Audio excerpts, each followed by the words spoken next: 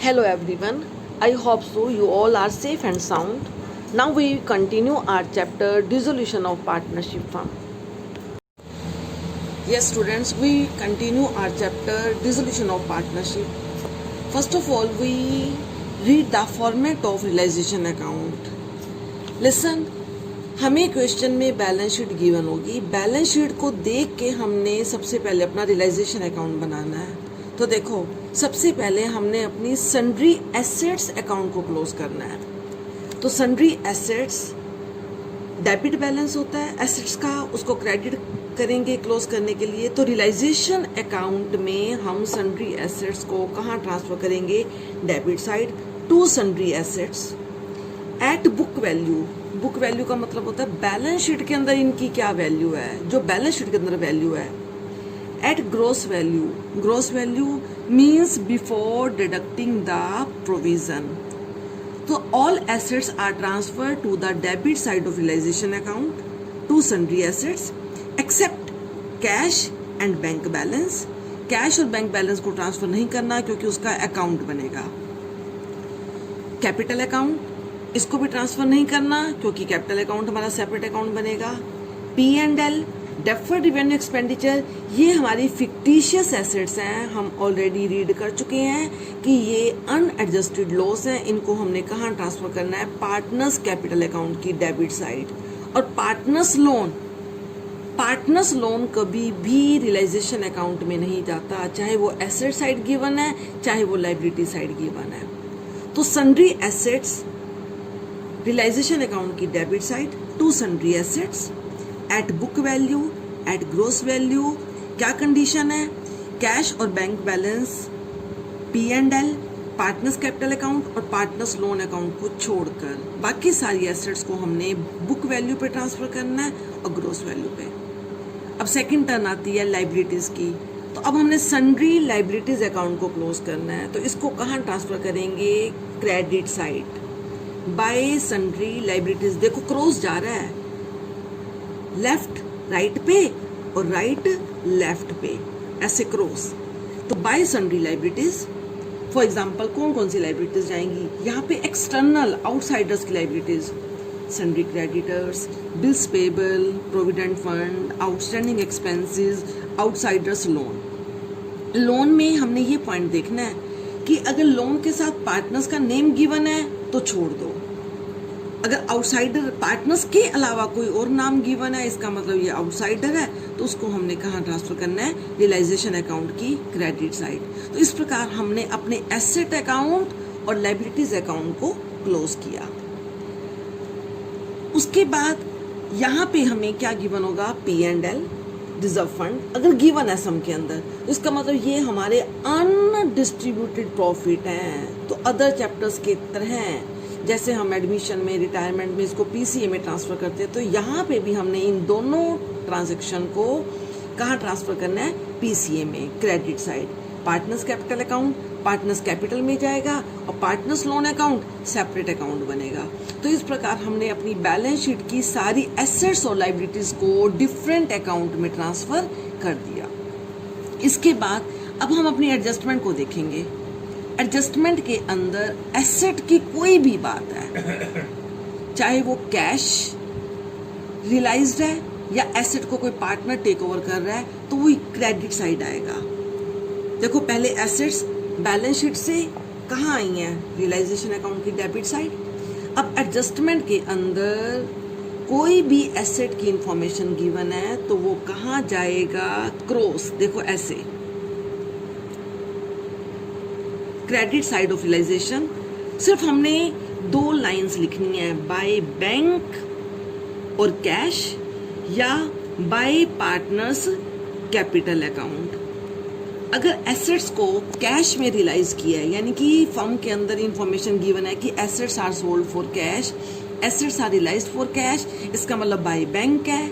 तो by bank का heading बनाएंगे और हम लिख देंगे कि एसेट्स को हमने इस प्रकार सेल किया।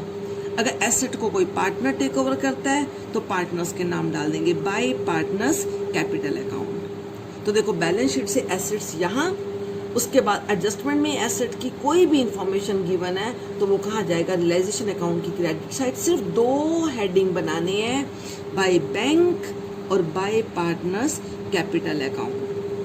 अगर एसेट्स को कैश के लिए सेल किया है तो बाय बैंक हेडिंग बनेगा, अगर एसेट को कोई पार्टनर टेक ओवर कर रहा है तो बाय पार्टनर्स कैपिटल अकाउंट। अब हमने ये जो लाइबिलिटीज हमने ट्रांसफर की थी इनकी पेमेंट जरूर करनी है, चाहे सम के अंदर कहा जाए या ना कहा जाए। एसेट्स को तो क्रेडिट साइड तभी लिखना है जब सम के अंदर गिवन होगा, लेकिन लाइबिलिटीज की पेमेंट किए बिना हम इस अकाउंट को क्लोज नहीं करते। तो पेमेंट कहाँ आएगी, डेबिट साइड, टू बैंक और cash if liabilities paid in cash. कोई भी लाइबिलिटी हो, चाहे वो बैलेंस शीट की लाइबिलिटीज हैं, चाहे वो अनरिकॉर्डेड लाइबिलिटी है।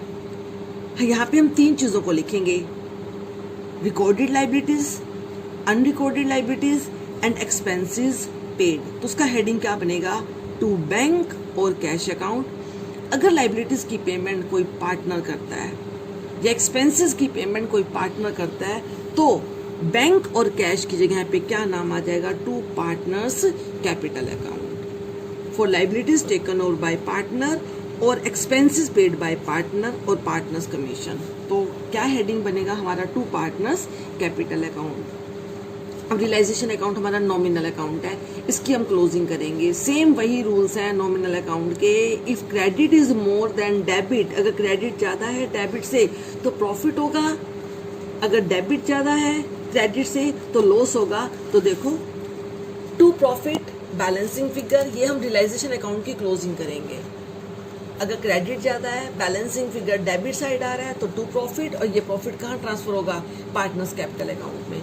अगर डेबिट ज्यादा है क्रेडिट कम है तो लॉस आएगा, by loss balancing figure transfer to partners capital account. तो देखो रियलाइजेशन अकाउंट का हमारा ये फॉर्मेट है, और realisation account dissolution of partnership firm में बनता है, रिकॉन्स्टिट्यूशन ऑफ पार्टनरशिप फर्म में बनता था रिवैल्यूएशन, डिसोल्यूशन में बनता है रियलाइजेशन। तो हमने इसका फॉर्मेट अभी सीखा है।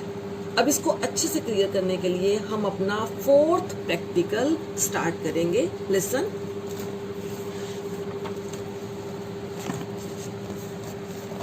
Fourth practical, the following is the balance sheet of A and B as at 31st March 2018.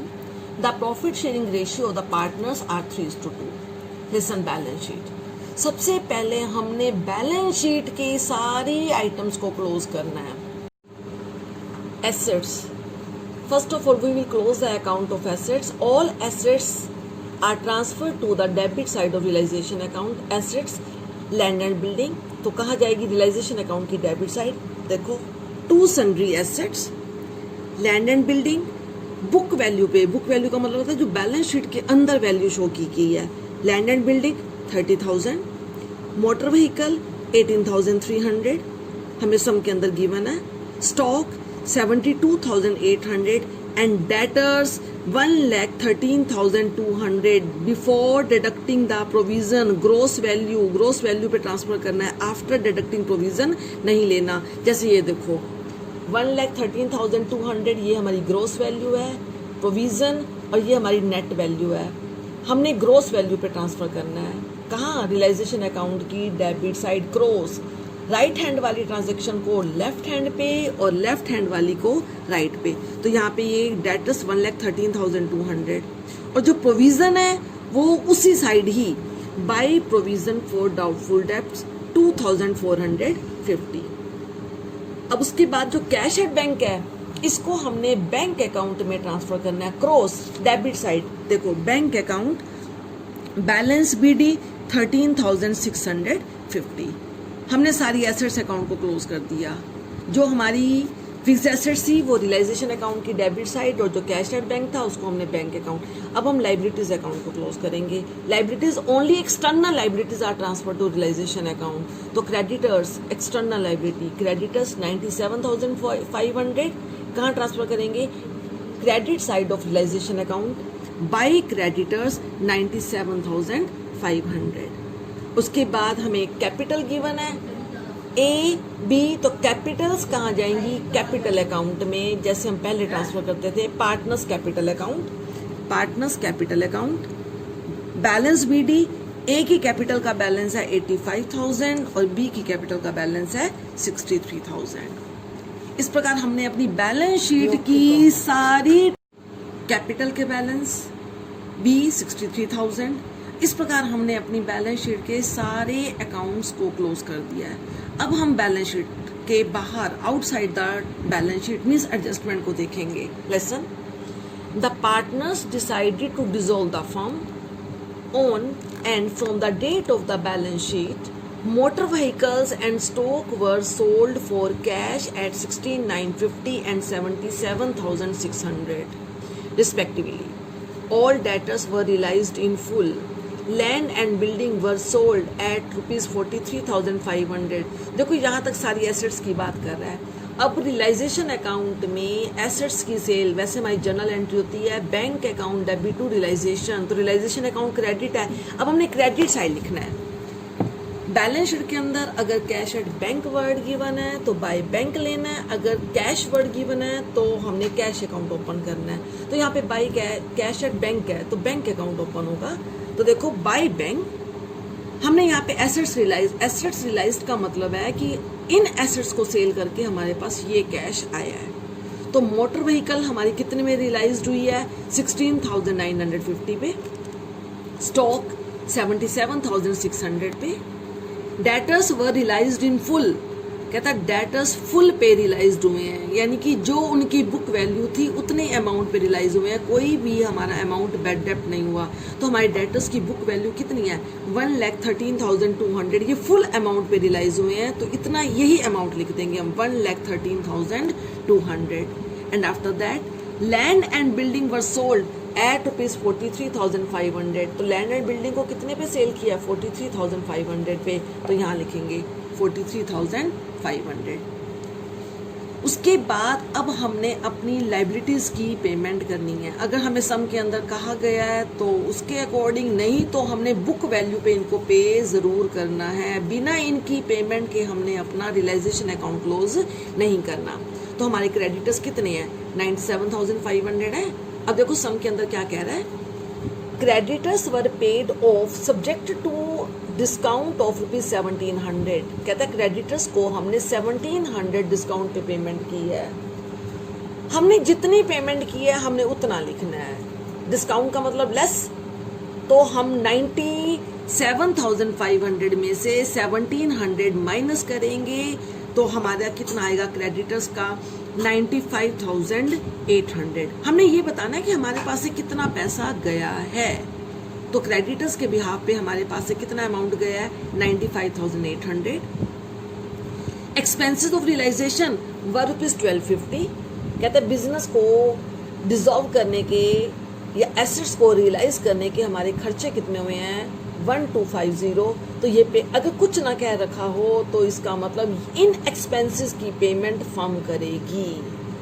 तो हम इसको बैंक वाले उसमें डालेंगे, टू बैंक मेन हेडिंग बनेगा, वहाँ पे हम शो करेंगे कि क्रेडिटर्स की हमने इतनी पेमेंट की है और इतने हमारे रियलाइजेशन के एक्सपेंसेस हैं 1,250। तो इस प्रकार हमारी टोटल पेमेंट हुई है 97,050। तो एसेट्स की ये रियलाइज्ड हुई है। अब हमारी सारी एसेट्स सेल हो चुकी हैं, लाइबिलिटीज की पेमेंट हो चुकी है। अब रियलाइजेशन अकाउंट को क्लोज करेंगे।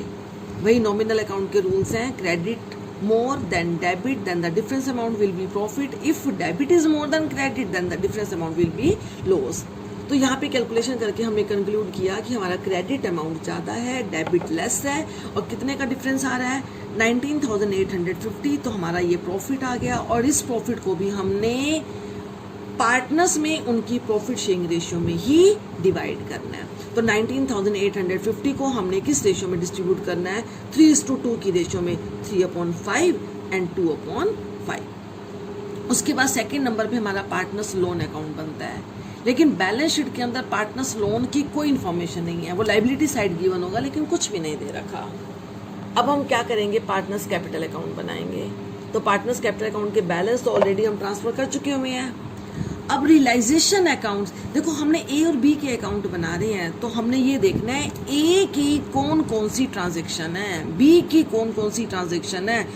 ए की ट्रांजैक्शन ए के अकाउंट में ट्रांसफर करनी है और बी की ट्रांजैक्शन बी के अकाउंट में। तो बैलेंस शीट में से बैलेंस ऑलरेडी हम ट्रांसफर कर चुके हैं। अब रियलाइजेशन अकाउंट में देखो कहाँ कहाँ ए और बी का नाम है, क्रॉस ट्रांसफर। तो देखो यहाँ पे सिर्फ प्रॉफिट के आगे है, two profit, A 11,910 and B 7,940। तो ये कहाँ ट्रांसफर होगा, credit side of partners capital account. A के अकाउंट में 11,910 और बी के अकाउंट में 7,940। इसके अलावा और कोई ट्रांजैक्शन नहीं है। अब हम इनके अकाउंट को क्लोज करेंगे क्योंकि बिजनेस डिसॉल्व हो रहा है। पहले हमने एक्सटर्नल लायबिलिटी की पेमेंट की, अब हम सरप्लस अमाउंट में से पार्टनर्स की कैपिटल की पेमेंट करेंगे। तो ए का टोटल अमाउंट कितना बन रहा है, 96,910 और बी का बन रहा है 70,940। तो अब हम ये बैलेंस सीडी नहीं करेंगे, टू बैंक पेमेंट कर देंगे। तो टू बैंक ए का 96,910 एंड बी 70,940। उसके बाद लास्ट में हम बैंक अकाउंट बनाएंगे। तो बैंक अकाउंट देखो, ये बैलेंस बीडी ये तो हमने बैलेंस शीट में से ट्रांसफर कर ही लिया था। अब हम रियलाइजेशन अकाउंट से लेकर पीसीए तक जहां जहां बैंक वर्ड आया है उन ट्रांजैक्शन को क्रॉस ट्रांसफर करना है और पर्टिकुलर में ये बताना है कि इनका रीजन क्या है, मीन्स किस अकाउंट से आए हैं। तो देखो पहले हमने बैलेंस शीट में से बैलेंस को ट्रांसफर किया, अब रियलाइजेशन अकाउंट। तो देखो बाय बैंक ये गिवन है, बाय बैंक। अब ये कहाँ जाएगा, बैंक अकाउंट की डेबिट साइड, 2,51,250 टू रियलाइजेशन, 2,51,250। ये देखो ये क्रॉस आएगा। बैंक अकाउंट रूल क्या है, comes in debit goes out credit. तो एसेट्स को सेल करके बिजनेस के पास पैसा आया तो यहाँ लिख देंगे। अब यहाँ पे देखो पेमेंट कौन कौन सी की है, हमने ये पेमेंट की है 97,050 की, तो क्रॉस बाय रियलाइजेशन 97,050 और यहाँ ब्रैकेट में लिख देना कि हमने कौन कौन सी पेमेंट है, क्रेडिटर्स एंड एक्सपेंसेस पेड। इसके अलावा और कोई भी बैंक की यहाँ पे ट्रांजैक्शन नहीं है। ये बैंक क्रेडिट वाला बैंक, बैंक अकाउंट में डेबिट गया, डेबिट वाला बैंक यहाँ गया। उसके बाद अब यहाँ पे आ जाओ पीसीए में। पीसीए में बैंक कहाँ पे है, ये रहा। इसका मतलब हमने ए की कैपिटल की पेमेंट 96,910 की है और बी की 70,940 की है, पेमेंट की है, फर्म के पास से पैसा गया है तो यहाँ लिखेंगे 96,910 बाय एस कैपिटल और 70,940 बाय बीस कैपिटल। तो इस प्रकार हमारे बैंक अकाउंट के दोनों साइड का टोटल सेम आता है तो हमारा सम ओके है। अगर सेम नहीं आता तो हमारे सम में कोई ना कोई प्रॉब्लम है। तो इससे हम वेरीफाई भी कर सकते हैं कि हमारा सम राइट है या रॉन्ग है। That's all about the fourth practical.